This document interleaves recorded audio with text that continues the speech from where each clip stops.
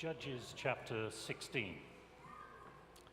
If you could turn with me in your Bibles, if you have pew Bibles there, if you turn to Judges chapter 16, and I'm going to start reading at verse 4. Judges chapter 16 and verse 4.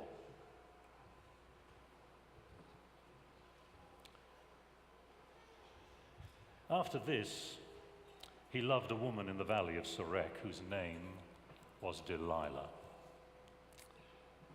And the lords of the Philistines came up to her and said to her, "Seduce him and see where his great strength lies, and by what means we may overpower him, and we may bind him to humble him, and we will each give you 1,100 pieces of silver." So Delilah said to Samson, "Please tell me where your great strength lies, and how you might be bound that one could subdue you." And Samson said to her, "If they bind me with 7 fresh bowstrings that have not been dried, then I shall become weak and be like any other man." Then the lords of the Philistines brought up to her 7 fresh bowstrings that had not been dried, and she bound him with them. Now she had men lying in ambush in an inner chamber, and she said to him, "The Philistines are upon you, Samson." But he snapped the bowstrings as a thread of flax snaps when it touches the fire. So the secret of his strength was not known. And then Delilah said to Samson, "Behold, you've mocked me and told me lies. Please tell me how you might be bound." And he said to her, "If they bind me with new ropes that have not been used, then I shall become weak and be like any other man." So Delilah took new ropes and bound him with them, and said to him, "The Philistines are upon you, Samson." And the men lying in ambush were in an inner chamber, but he snapped the ropes off his arms like a thread. And then Delilah said to Samson, "Until now you have mocked me and told me lies. Tell me how you might be bound." And he said to her, "If you weave the 7 locks of my head with the web and fasten it tight with the pin, then I shall become weak and be like any other man." So, while he slept, Delilah took the 7 locks of his head and wove them into the web, and she made them tight with the pin and said to him, "The Philistines are upon you, Samson." But he awoke from his sleep and pulled away the pin, the loom, and the web. And she said to him, "How can you say, 'I love you,' when your heart is not with me? You have mocked me these 3 times, and you've not told me where your great strength lies." And when she pressed him hard with her words, day after day, and urged him, his soul was vexed to death. And he told her all his heart, and said to her, "A razor has never come upon my head, for I have been a Nazarite to God from my mother's womb. If my head is shaved, then my strength will leave me, and I shall become weak and be like any other man." When Delilah saw that he had told her all his heart, she sent and called the lords of the Philistines, saying, "Come up again, for he has told me all his heart." Then the lords of the Philistines came up to her and brought them money in their hands. She made him sleep on her knees. She called a man and had him shave off the 7 locks of his head. And then she began to torment him, and his strength left him. And she said, "The Philistines are upon you, Samson." And he awoke from his sleep and said, "I will go out as at other times and shake myself free." But he did not know that the Lord had left him.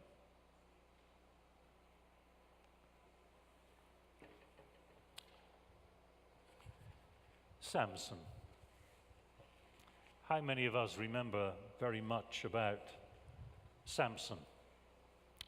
I can remember back to my teenage days, some years ago now, as you can see, but I can remember back to my teenage days, and to the Welsh singer Tom Jones, who had a top 10 hit with his song Delilah. And with our mono vinyl record player turned up to maximum, I used to hear these words echoing around our suburban English home. My Delilah. Why,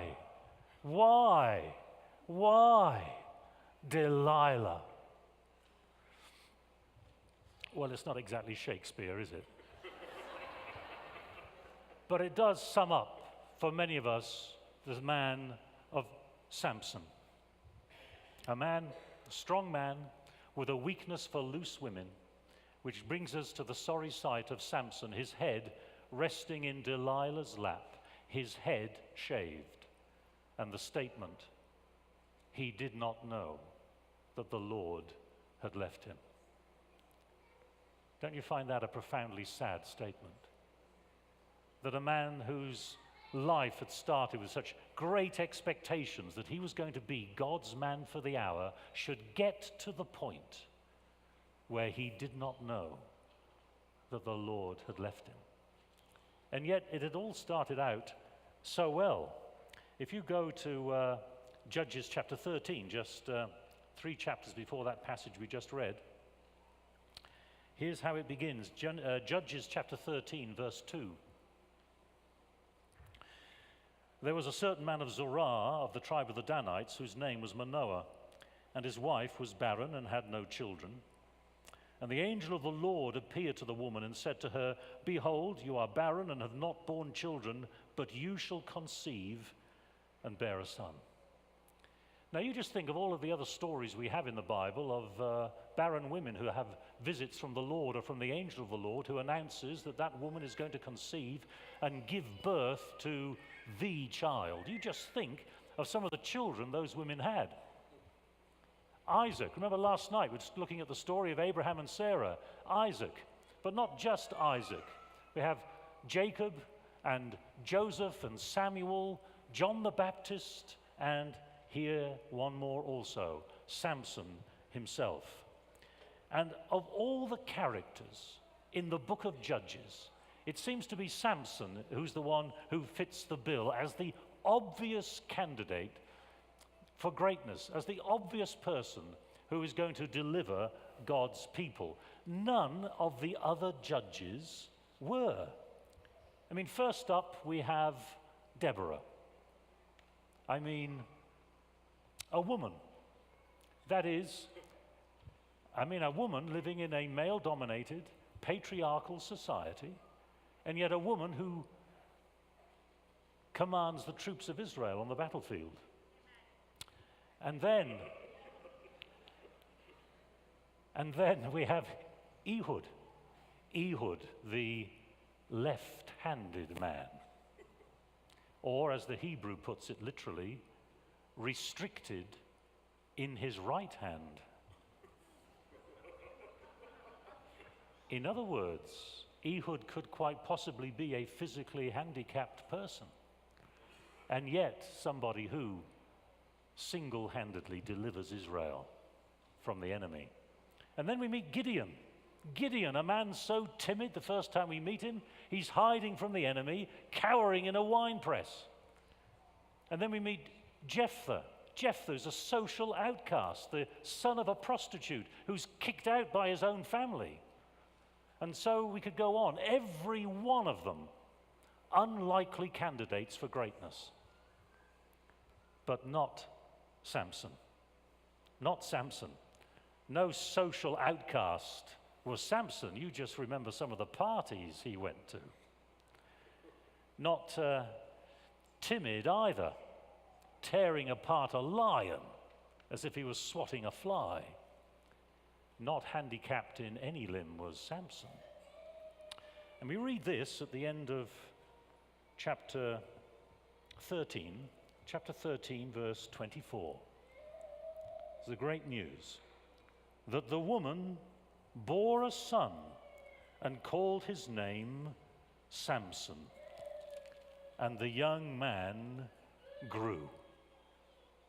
The young man grew. Now there's an understatement for you. Grew. He grew beyond your wildest dreams, did Samson. And here's no drug-induced Bulgarian weightlifter. This is the real McCoy. Samson was unique. Unique in physique, unique in promise, and unique in one other regard too. He didn't know that the Lord had left him. And how is that possible? How is it possible not to know that the Lord has left you? I mean, if Samson doesn't know that the Lord has left him, it rather suggests, which of course is what biblical stories do, remember? Imagination and suggestion. It suggests that if Samson didn't know that the Lord had left him, that he didn't know when the Lord was with him. And how is that possible?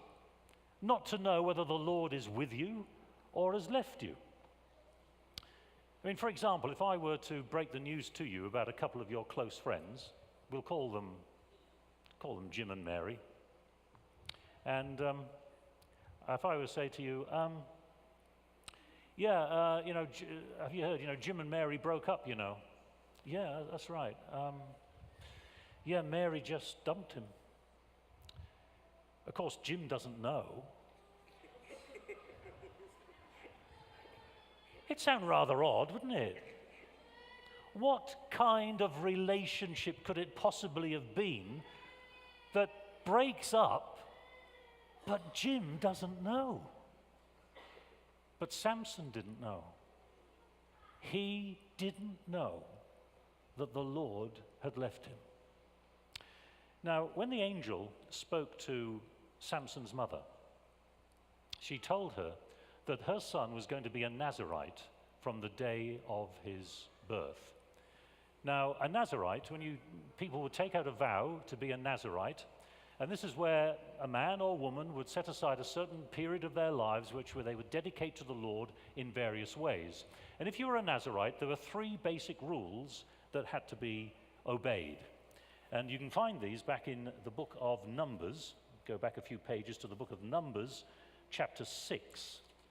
And what a Nazarite is supposed to be and do are spelt out there. So, Numbers chapter 6, verse 2. When either a man or a woman makes a special vow, the vow of a Nazarite, to separate himself to the Lord, he shall separate himself from wine and strong drink. He shall drink no vinegar made from wine or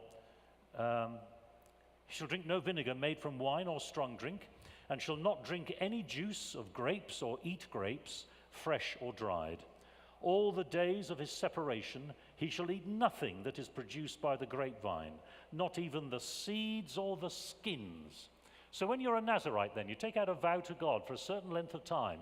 It isn't simply that you don't drink wine. It's not simply that you have to give up the pleasures of alcohol. You have to give up everything and anything connected with grapes, their flesh, their skin, their juice, and their pips. You've got to live a completely grapeless existence.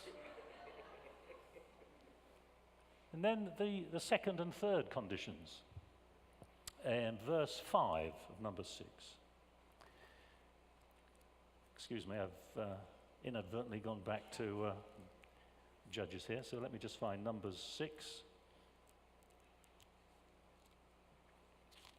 and verse 5. All the days of his vow of separation, no razor shall touch his head until the time is completed for which he separates himself. He shall let the locks of the hair of his head grow long. So, should never get his hair cut. And then the third condition, verse 6. All the days that he separates himself to the Lord, he shall not go near a dead body. So then, never go near anything, a dead body, never go near a corpse, and by extension, never go near anything that is unclean either. Now, those are the three conditions then, not difficult, not onerous responsibilities, you think, just simply a matter of adopting a Rastafarian hairstyle with long locks, not going near grapes or vineyards, not touching an unclean animal, and not attending funerals.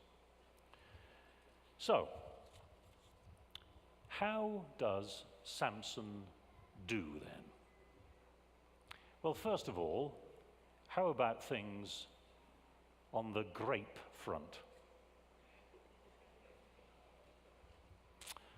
Well, I think we can see how it probably happened. First of all, maybe just touching a grape. And then, just nonchalantly flicking a pip that he found just lying around somewhere. And then a sun-dried raisin just, secretly slipped in the side of his mouth. Then a big, black, juicy grape, straight from the vine. And from there, he went on to his first glass, became a connoisseur of Chardonnay and Champagne, became an expert on all the great Philistine vintages. You can't keep him away from grapes. You remember that lion he killed? He killed the lion in a vineyard. I wonder what he was doing there. He meets his girlfriend Delilah in the valley of Sorek, the valley of grapevines. I wonder what he might have been doing there. He's not supposed to go near a corpse, yet Samson creates corpses. Thousands of them throughout Philistia. He's not supposed to go near anything unclean, including a corpse, and yet he creates many of those corpses using the fresh jawbone of an ass, an unclean object. He scrapes honey out of the carcass of that lion, an unclean animal. That's why he won't tell his parents where he got the honey from, because they're pious folk who wouldn't eat it otherwise. A Nazarite indeed. So, by the time we meet our friend Samson, luxuriating under Delilah's massage, there's only one vestige of his Nazarite vow left: his hair. And then, even that goes. And when it does, he didn't know that the Lord had left him. Poor old Samson was one of those people who seemed to think that appearances were sufficient, that he could present the illusion of being a Nazarite, but only the bare minimum, his hair. He was supposed to be distinctive, but after a time, it would have been difficult to pick Samson out of a Philistine crowd. And as followers of our Lord Jesus Christ, we also are supposed to be distinctive. Remember what Jesus said in John chapter 13? He said, "By this, everyone will know that you are my disciples.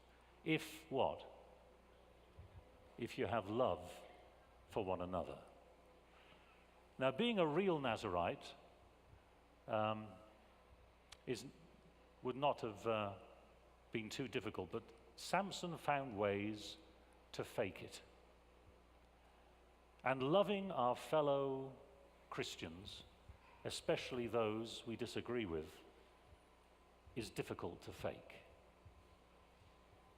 But rather like Samson, sometimes I think we find faking it easier than actually doing it. So what might we learn from Samson? I'm talking about comparisons and contrasts. What's the point of the story of Samson, I wonder? When you read the book of Judges and you look at what Israel is doing in the book of Judges, and then you come to the story of Samson, after a little while, you begin to see something. And this is what you see when you compare Israel with Samson. So Israel, remember, Israel was dedicated to God from the beginning, and Samson was dedicated to God from his birth. With Israel, Israel repeatedly breaks its covenant with God, and with Samson, Samson repeatedly breaks his Nazarite vow. Just as Israel goes after foreign gods, so Samson goes after foreign women. The wife he has at the beginning of the story is a Philistine. The prostitute he goes with is a Philistine. Delilah is a Philistine. Philistines, every one of them. And just as Israel ends up in the temples of foreign gods, where in the story of Samson do we last see him? We see him in the temple of Dagon. In other words, when we're looking at this, what Israel is what Samson is. What Israel does is what Samson does. And just as Israel never learns from its mistakes, so Samson never seems to learn from his mistakes. Let me give you another example here of comparing and contrasting. We saw last night that sometimes the Bible will tell us one story and a little later tell us another story which is remarkably like the first, and we begin to make connections. So we're going to look now. What happened? Just a minute. That's right, okay. That was just to add a little variety to the presentation there. In Judges chapter 14, Samson marries his wife, okay? She happens to be a Philistine, but he marries a woman in Judges 14, and then in chapter 16, he meets Delilah. Now, I'm going to compare what happens in those two chapters. In Judges 14, once Samson went down to Timnah, and at Timnah, he saw a Philistine woman. In Judges 16, that's the passage we read before the sermon, he fell in love with a woman in the valley of Sorek, whose name was Delilah. She's a Philistine. The valley of Sorek is in Philistia. And then, because this in chapter 14 is the story where Samson sets a riddle that the Philistines cannot answer, the Philistines come to his wife and they say to her, "Coax your husband. We want to know the meaning of that riddle." And in Judges 16, what do the Philistines say to Delilah? Coax him, get the secret of his strength. Back in chapter 14, his wife says, "You do not really love me." Some strategies never change over the years, you notice, as we do. In Judges 16, what does Delilah say? "How can you say, 'I love you'?" In Judges 14, it says, "And because she nagged him." Chapter 16, finally, after she had nagged him with her words. What happened in Judges 14? On the seventh day, he told her. Now, careful readers of this story, what do you think is going to happen in Judges 16? What could possibly happen? We almost go looking for it, don't we? And when we do, we find it. He told her his whole secret. And we say to ourselves, doesn't he ever learn? I mean, can't he see the Philistines coming? How thick do you have to be not to know what Delilah's up to when she runs her fingers through his curls and say, "Oh, tell me, please"? I mean, doesn't he know? Well, there's something else he doesn't know. He doesn't know that the Lord has left him. Israel is God's chosen, and so is Samson. Israel is Samson. Samson is Israel. What Samson does is what Israel does. What Israel does is what Samson does. And the tragedy of Samson, the individual, simply underlines the tragedy collectively of Israel as a whole. Samson did not know. What about Israel? More to the point, what about us? What if Samson, I haven't seen him here this morning, but what if he did turn up to church this morning? How would the conversation go, do you think? I think we'd say, oh, hi, Samson. Yeah, I haven't seen you for a while. How are things going? Have you met any more Philistine women? Carried any more gates to the top of the hill? Visited the Gaza Strip, the red light district of the Gaza Strip on your day off? By the way, could you recommend any good vineyards? And then we realize, yeah, that's probably a good idea we didn't appoint him as our youth pastor. Here's a man, Samson, who's less driven by the Spirit and driven more by his hormones. And that's why. That's why he didn't know. He didn't know that the Lord had left him because he'd never taken time to know the Lord when he was with him. When Jesus hung in agony on the cross, convulsed in pain, this is what he said, he shouted out in Mark chapter 15 and verse 34, well known to us, Mark 15 and verse 34. At about the 9th hour, Jesus cried with a loud voice, Eloi, Eloi, lama sabachthani, which means, my God, why have you forsaken me?